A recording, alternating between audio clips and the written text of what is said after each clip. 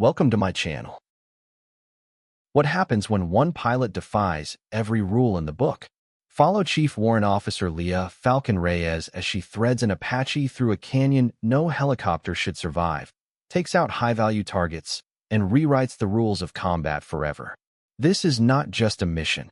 It's precision, madness, and courage pushed to the absolute limit. The room went quiet the moment Commander Marcus Reed turned the satellite feed toward us.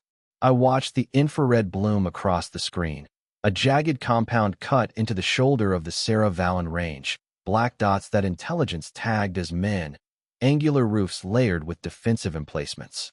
Marcus tapped the display with the tip of his pen. "That site's optimized to bleed aircraft," he said. "Anti-air array, overlapping short-range towers. Terrain that makes nap of Earth impossible. No Apache can go in and come out. Not here." I sat at the back of the briefing room with my hands folded, outwardly still, inwardly ticking through the same maps I'd lived with for 3 weeks. They had drawn their conclusions from the obvious approaches, the 2 broad corridors that funneled straight toward the compound like a pair of traps. They were right to be worried. The valley was a coffin if you entered it the way Doctrine expected. Wind shear, altitude, radar shadows that could hide anything. All the variables the mission planners rattled off. But I'd been looking for the invisible parts of the map. While everyone else saw the problem, I'd been asking a different question. What does an Apache do when we stop treating the terrain like an enemy and start treating it like cover? I've flown AH-64s for 8 years. I'm Maya Reyes, call sign Falcon because I used to joke I hunted thermals like prey.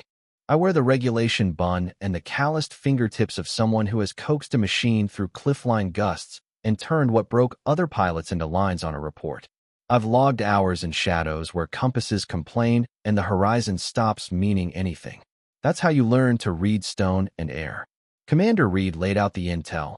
3 high-value leaders, the sort of men whose names collected body counts, would be together for roughly 4 hours. After that, they disperse. Ground assault could be mounted, he said, but predicted casualties hovered near catastrophic. Major Evelyn Voss, the air support lead, had already marked helicopters as non-viable. She was explicit. The envelope's wrong. You can't push an Apache in there and expect physics to cooperate. They were applying rules built for normal circumstances to an abnormal problem. I'd spent nights running terrain simulations on my tablet, feeding the canyon system into our models, and then watching the little paper bird slip through. The satellite images hit a quirk, a narrow cleft on the northwestern flank, a canyon line the analysts had dismissed because it looked too confined on 2-dimensional maps. The topo showed 800-foot walls in places, bends sharp enough to break formation flying, stretches that pinched to a hair's breadth. On paper it was suicidal. In 3-dimensional reality, with the right pilot, a tame bird, and a plan for a single, surgical moment, it could be an approach no defender expected. When the room cleared its throat and asked me to explain, I stood. The eyes that tracked me were the eyes of men who'd built careers on being cautious. "Sir," I said, and felt the room lean into my voice. "I'd like to volunteer to provide air support." Silence felt like a physical thing for a beat. Commander Reed's gaze swept the circle. Doubt, calculation, the weight of responsibility. Major Voss stepped forward with the flat professionalism of someone who had spent too long arguing with impossible machines. "Chief Reyes," she said, "we've just spent 30 minutes explaining why rotary ops are off the table." "Yes, ma'am. I understand the risks," I replied. "But there's an approach we haven't considered." We closed the briefing with more questions than answers, but the decision came down to a narrow chosen risk. Commander Reed approved my proposal with one condition: contingency plans for every abort scenario and an absolute order to break off if the envelope went red. It felt like being handed the keys to a race car and told not to hit the rev limiter. I accepted. There was no glory in a dead helicopter. Back at the hangar, I met my crew, Lieutenant Jonah Vela, call sign Wraith, who would be my co-pilot/gunner. Jonah is the kind of calm people mistake for indifference until the rotors start turning and his hands move like he's reading the sky. He had a quiet laugh and more combat hours than most pilots at our squadron, the sort of man who'd seen the machine do things that made new pilots curse the throttle. We had flown together in simulations, but never in a canyon that could chew metal like a paper shredder. He walked up and grinned when I told him the plan. "You sure you don't want to be a chess player and move the rook instead?" I told him we were about to play three-dimensional chess on a board made of rock. Preparation became ritual. I poured through every possible data set: LiDAR scans, wind models, thermal maps, past flight logs from local contractors, even old geological surveys that showed where the canyon walls had hairline fractures likely to kick up unpredictable gusts. Intelligence fed us new imagery until the last possible moment. The map changed in ways that had me rethinking a dozen turns. We ran the approach in simulators until my hands remembered a line the models said was impossible. Jonah practiced sensor acquisition sequences until he could toggle target locks without looking at the display. We rehearsed comms discipline: silent ingress, encrypted bursts, prearranged abort codes. We also trained for the human edge. The canyon is not a forgiving classroom for panic. I put myself through confined space drills with the survival instructors, controlled breathing under load, cognitive tasks while the vestibular system flips, and muscle memory drills for controlling collective and pedal inputs when everything else feels wrong. There's a quiet terror that comes with realizing the world outside your cockpit is made of one wrong decision. The training was to make that terror into another predictable variable. The maintenance crew treated our bird like a fragile instrument. We removed unnecessary pods to lighten the load, tuned the rotor heads, balanced the blades to the 1000th degree, and double-checked the flight control software. The AH-64E we chose had the advanced avionics and countermeasure suites that would give us the best shot, but I knew it was still flesh and metal.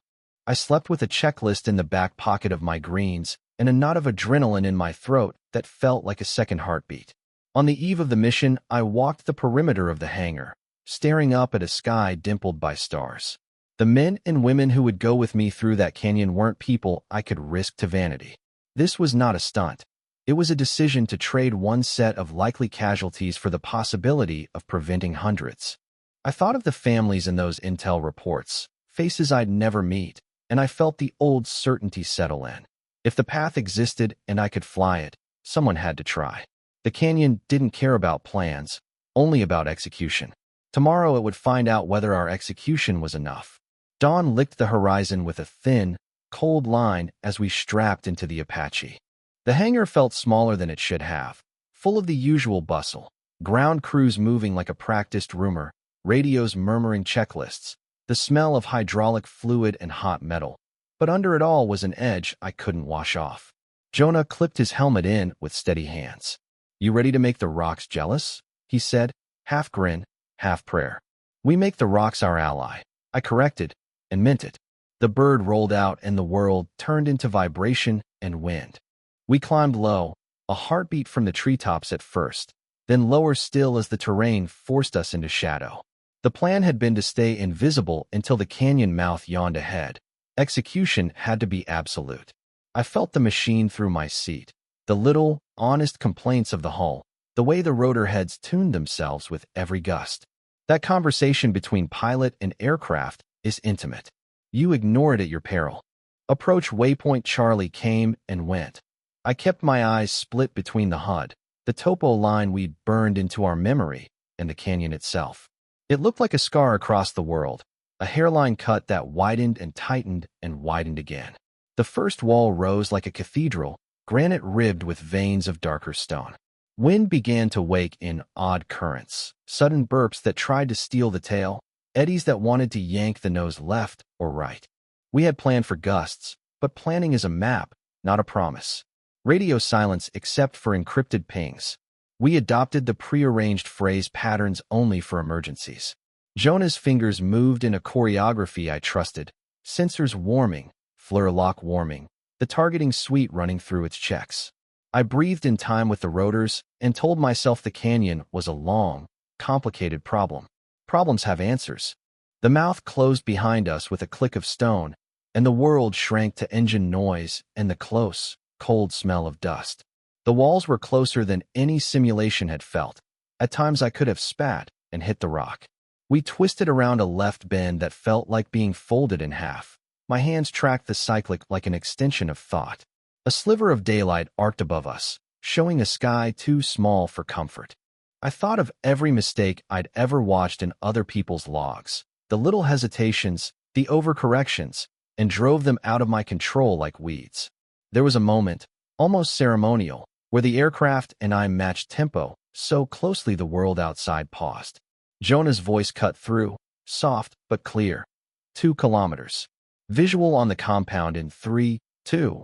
My HUD painted target indicators and heat signatures in a way my brain could read faster than my gut. The canyon allowed us to crawl to the exact vector I'd envisioned. Hidden, shielded from the main arrays, and aligned for an angle that would make their defenses look for us in the wrong place. Then the corridor tightened again, a last, spiteful S-curve that felt designed to spit us out in a single, brutal fling. My heart moved faster, a physical thing that wanted to be heard. The plan had an exit and an escape, but plans are fragile when explosives and men react to sound. I steadied the collective and coaxed the Apache through the bend. At the lip, the rock fell away and the compound burst into view like a wound opening. 3 heat signatures sat where they should. The intel had been clean, and the defenses were caught in the canyon's foxhole thinking. Jonah's breath sounded in my ear, and the world narrowed to a line of sight. A sequence, a single window. I whispered, more to myself than to him. This is our one chance. He responded with the practiced calm of someone who could make missiles in exact science. When you say fire, I'll make the world answer. The instant the canyon spat us out into open air, everything became motion and fire.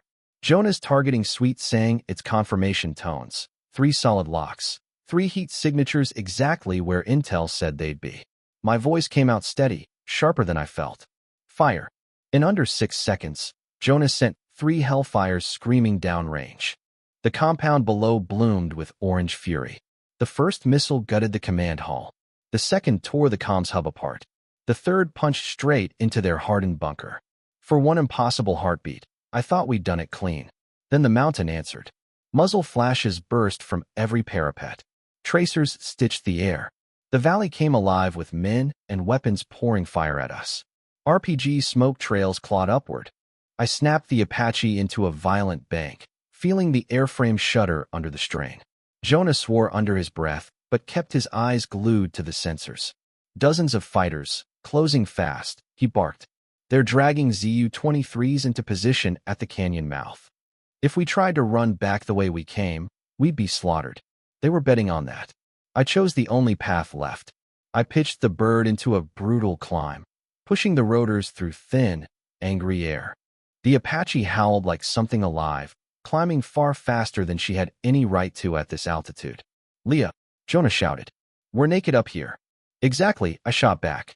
They're all looking down. For 30 seconds, the whole world could have cut us out of the sky. 30 seconds where my skin crawled waiting for the impact that never came. The enemy had stacked every gun to guard the canyon, never imagining someone would be stupid enough or desperate enough to climb above it. By the time they scrambled their aim skyward, we were gone, slipping behind another ridge line. Control, Valkyrie, I said at last, my voice ragged but alive. Mission accomplished. 3 targets eliminated. Aircraft intact. The radio stayed quiet for a beat too long. Then Command's voice broke through, hushed and awed. Valkyrie, outstanding. Confirm all 3 targets destroyed? I glanced at Jonah. His grin looked half-wild inside the cockpit glow. Confirmed, he said. 3 hits, 3 kills. Relief hit me like a wave I couldn't show. My hand stayed steady on the controls, but inside, every nerve trembled. We had done the impossible, and yet part of me knew the story wasn't finished.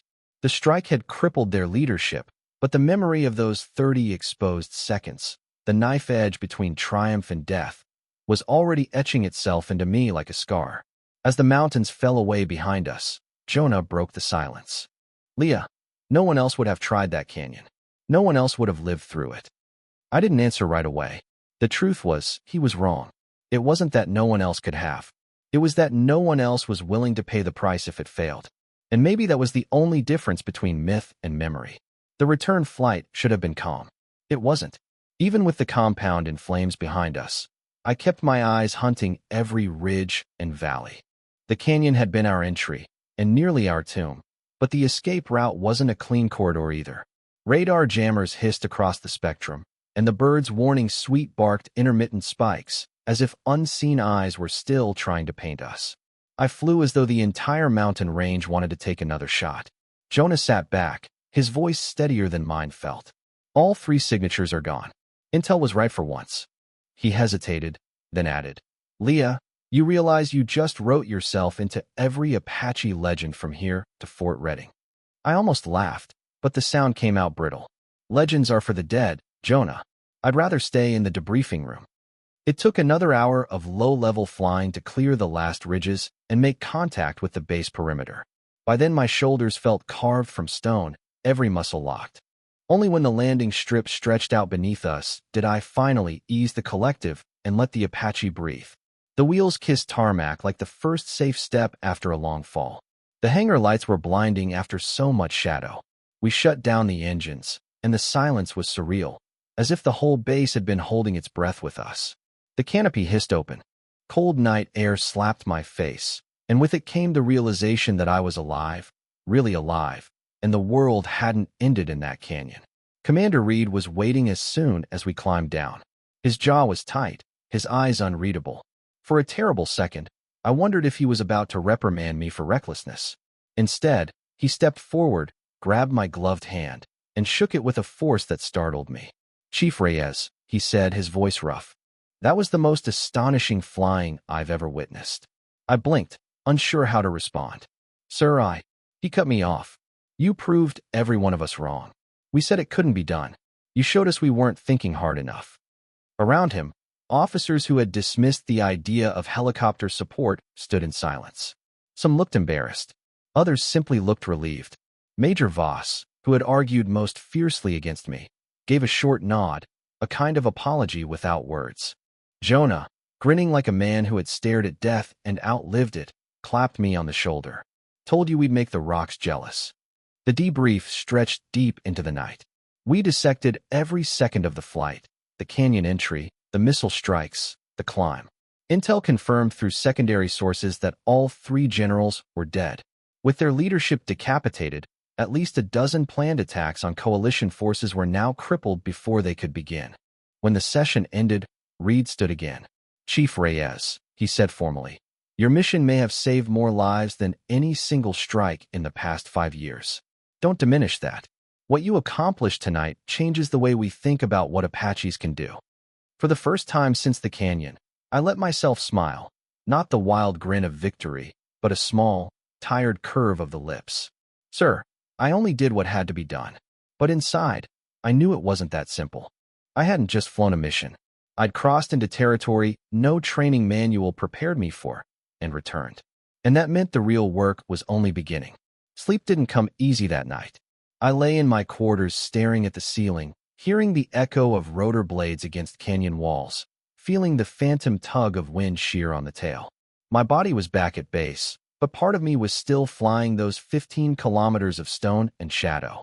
That's the thing they never tell you about missions like this. Success doesn't silence the noise. It amplifies it. Every near-miss replays in your head. Every correction you barely made becomes a question. What if I had been a fraction slower? By morning, the questions didn't matter.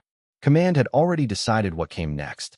I was summoned to the operations center, where Commander Reed, Major Voss, and Colonel Anwar Malik, the regional commander, sat waiting. The atmosphere wasn't tense like the briefing before the strike. It was something heavier, expectation. Chief Reyes, Colonel Malik began. Last night you proved something we didn't believe was possible. Not just the strike itself, but the method. You showed us that Apaches aren't limited by the rules we've been teaching for 20 years. I stayed quiet. Praise can feel more dangerous than doubt. Reed leaned forward. We want you to lead a new initiative. A precision strike program. Train other pilots in the tactics you used. Terrain masking, canyon runs, unconventional approaches. In short, Falcon flying. The words caught me off guard. Sir, I only did what the mission demanded. That doesn't mean it's replicable. Voss shook her head. Leah, I reviewed your flight data 3 times. Your control inputs, your terrain exploitation, they weren't luck. They were skill, honed and deliberate. You've created a template. And the Army doesn't ignore templates that save lives.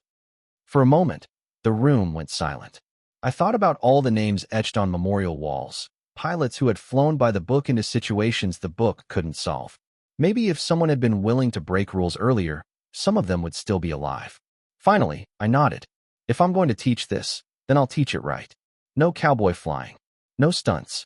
They'll learn to push limits only when the mission demands it, and only if they've earned the discipline to know the difference. Malik allowed himself a rare smile. That's exactly what we need. And just like that, my war shifted. No longer just pilot and machine, but mentor and student. I wasn't sure which role terrified me more. That evening, Jonah found me in the hangar, where I was tracing my hand over the Apache's scarred fuselage. So, he said, leaning against the ladder, you're going to be a teacher now. Think you can handle a classroom full of adrenaline junkies who believe they're invincible? I smirked despite myself. I'll teach them the first rule of Falcon flying. And what's that? I looked back at the canyon walls burned into my memory. That impossible missions aren't solved with bravado. They're solved with discipline, imagination, and just enough insanity to make the enemy believe you'd never dare. Jonah chuckled. Sounds like you'll make them believers. Maybe. Or maybe I'd just end up showing them what it costs to be the one willing to fly where no one else will. The first class of the Precision Strike program arrived 3 weeks later. 12 pilots, all combat tested, all cocky enough to think they'd already seen everything a helicopter could do. They walked into the hangar where my Apache sat like a sleeping animal, scarred from battle, yet still sharp, and I could see it in their eyes. Disbelief. They'd heard the story, but legends tend to grow in the telling. To them, I wasn't a pilot. I was a rumor in a flight suit. I let them stew in silence for a moment before speaking. All right, I began, pacing in front of them. You've all been told you're here to learn Falcon flying. Let's set one thing straight. Falcon flying is not about heroics. It's about discipline. You don't flirt with death for the thrill. You calculate the risk, you own the math, and you step into the fire only when you know you can drag the mission out alive. One of the younger pilots, a wiry captain with mirrored sunglasses pushed up on his head, raised a hand. Ma'am, with respect, threading a canyon with 12 feet of clearance on either side doesn't sound like calculation. It sounds like suicide. I stepped closer until I was staring him down. Captain, you're right. For you, it would have been suicide. For me, it was Tuesday. The difference isn't bravado. It's training, preparation, and knowing your aircraft down to the last vibration in the rotor. The hangar stayed quiet after that. Over the following days, I ran them ragged. Not in simulators alone, but in classrooms and flight prep bays. I made them learn terrain analysis until they could read a topo map like it was their own heartbeat. I forced them through confined space drills, rotor clearance exercises, low visibility runs. And every time one of them complained, I reminded them that the canyon doesn't care about excuses. Jonah helped with weapons instruction, demonstrating how target acquisition isn't just about pulling a trigger. It's about timing shots so perfectly that 3 explosions can rewrite the course of a war. The turning point came during a simulator run. I loaded the Cavora Canyon into the system and told them to fly it. One by one, they crashed. Some into the walls, some into the floor, some into each other when they tried to fly in pairs. By the end, frustration was boiling. That's when I took the controls. For 15 minutes, they watched as I guided the sim through the canyon exactly as I had done in combat. No hesitation, no wasted motion, just precision. When I emerged clean on the other side, the room was dead silent. Finally, the cocky captain muttered, almost to himself, that wasn't suicide. I looked him in the eye. No, that was preparation meeting opportunity. From then on, they listened differently. The laughter stopped. The bravado cooled. And I realized something important. They weren't here to copy me. They were here to find the line where their skill could stretch without snapping. Because Falcon flying wasn't about becoming me. It was about becoming the version of themselves willing to go where the mission demanded and live to tell it. The day came sooner than I wanted. We were still deep in training when Command pushed a file across my desk, satellite photos, intercepts, a mission brief stamped urgent. A convoy carrying weapons-grade explosives was winding through the Koresh Highlands, guarded by fighters who knew the terrain better than any map. Airstrikes were too risky. The convoy hugged cliffs and overhangs that would eat bombs before they reached target. Ground assault meant an ambush waiting to happen, which left us. When I broke the news to the class, the hangar erupted. Half of them looked thrilled, the other half terrified. "Ma'am," the mirrored glasses captain blurted, "we haven't finished the program. We're not ready to take this outside the wire." I fixed him with a stare. "Combat doesn't wait for readiness, Captain. It waits for creativity. And you've had enough training to know that hesitation kills faster than bullets." We prepped 4 birds. I paired the students in teams. No one flew solo on their first mission under me. Jonah rode in my cockpit, as always, quiet but steady, the kind of presence that kept my center of gravity stable no matter what the world threw. The plan was simple on paper. Insert through a maze of ridges, use terrain masking to stay invisible, strike the convoy at a choke point, and vanish before the enemy realized what happened. But paper doesn't factor in wind shear, faulty gauges, or nerves rattling inside a cockpit. As we launched, I listened to the radio chatter. Some voices were clipped and professional. Others carried that sharp tremor of first blood. I remembered my own first combat flight, how the world seemed louder and closer, how every warning light felt like a personal threat. And I prayed they'd hold it together long enough to prove to themselves they could. We threaded the ridges, one formation at a time. I deliberately took the lead path, not because I doubted them, but because someone had to show the way. The canyon bent and twisted, shadows carving the air into pockets of turbulence. Behind me, the students followed, their Apaches wobbling but holding. "Convoy in sight," Jonah reported, his tone sharp. "Multiple vehicles, 4 armed pickups, 2 cargo trucks. Targets confirmed." "Copy," I said. "Teams 2 and 3, take the flanks. Team 4, cover our exit." This is where Falcon flying earns its name. The missiles launched in a staggered ripple, streaking across the valley like spears of fire. One after another, the convoy erupted, tires shredding, engines torn apart, the cargo trucks reduced to nothing but burning steel. The radio went wild. Cheers, disbelief, a string of expletives. I cut them short. "Eyes up. Mission isn't over until you're back on tarmac." That's when the enemy counterattack began. RPGs flared from the cliffs. A hidden gun nest opened with blistering fire. One of the student pilots panicked, climbing too high into open sky. My stomach clenched as tracers stitched dangerously close to his bird. "Steady, Eagle 2. I barked. "Drop altitude. Hug the wall now." To his credit, he obeyed, and the gunfire whistled harmlessly overhead. Jonah marked the nest, and I loosed a hellfire that folded it into rubble. The way out was bloody, but clean. One by one, my students slipped free of the valley, smoke trailing behind us like ghosts we'd shaken off. When we landed back at base, the adrenaline cracked open into cheers. They tumbled out of their cockpits like kids after their first roller coaster, exhilarated, stunned. The mirrored glasses captain pulled off his helmet, face pale, but eyes blazing. "Ma'am," he said, voice shaking, "that wasn't suicide." I allowed myself the smallest smile. No, that was Falcon flying. And for the first time, I saw it in their eyes, belief. Not in me, but in themselves. Command's reaction was immediate. Within 12 hours of touchdown, the after-action report had already climbed higher than any of us expected. Colonel Malik himself summoned me back to the operations center, the same place I'd first pitched my canyon run. The atmosphere was different this time. Less doubt, more hunger. "Chief Reyes," he began, "your students executed a mission we thought unworkable. Not only did you destroy the convoy, but you brought everyone back alive." He slid a folder across the table. Inside were commendations, recommendations for accelerated promotions, and, most telling, a request from higher command to expand the precision strike program into a permanent wing. I should have felt proud. Instead, I felt tired. Because behind every cheer in the hangar, I'd seen the pale faces, the trembling hands. The mirrored glasses captain, now Eagle 2, had nearly frozen when tracers lit his cockpit. If I hadn't barked him back into the canyon wall, we'd be writing letters to his family right now.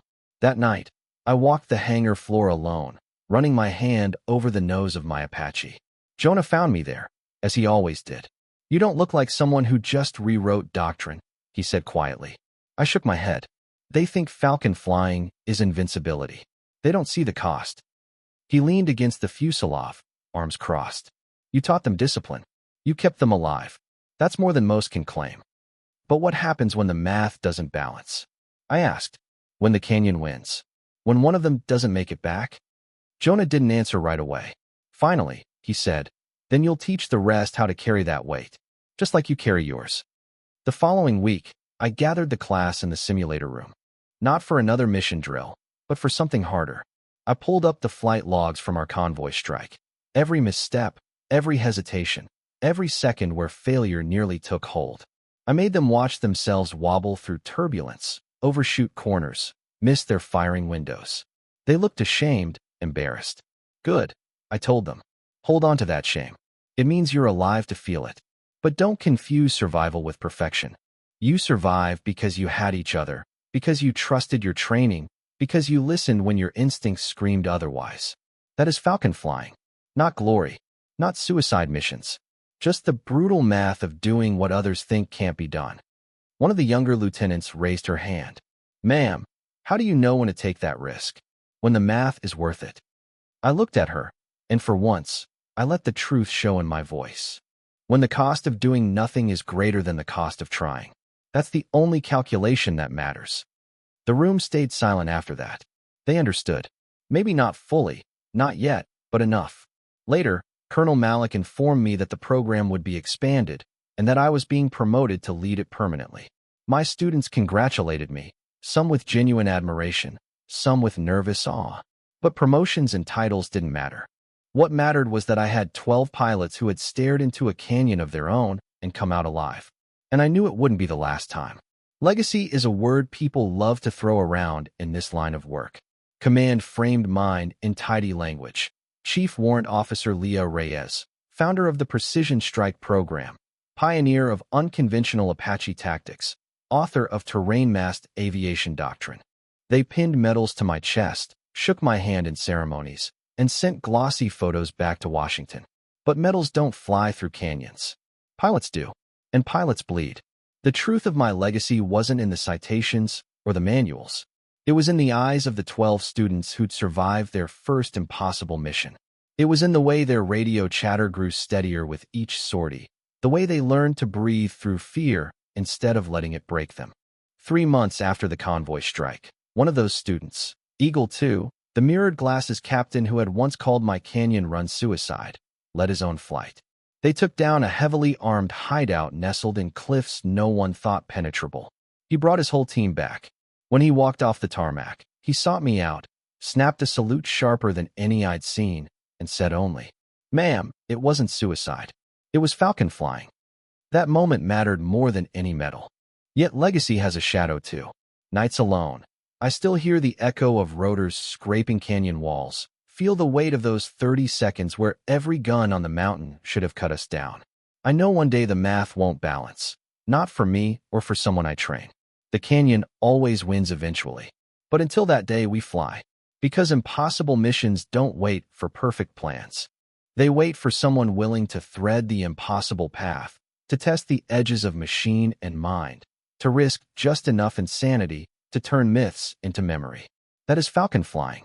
And as long as pilots climb into Apaches and whisper my call sign before pushing into the dark, I know the legacy isn't mine alone. It belongs to every flyer who refuses to accept the word impossible. Not for glory, not for medals, for the men and women counting on us to make it back. For the lives saved when we dare the canyon no one else will enter. For the belief that sometimes, when the world swears it can't be done, all it really takes is one pilot willing to prove them wrong.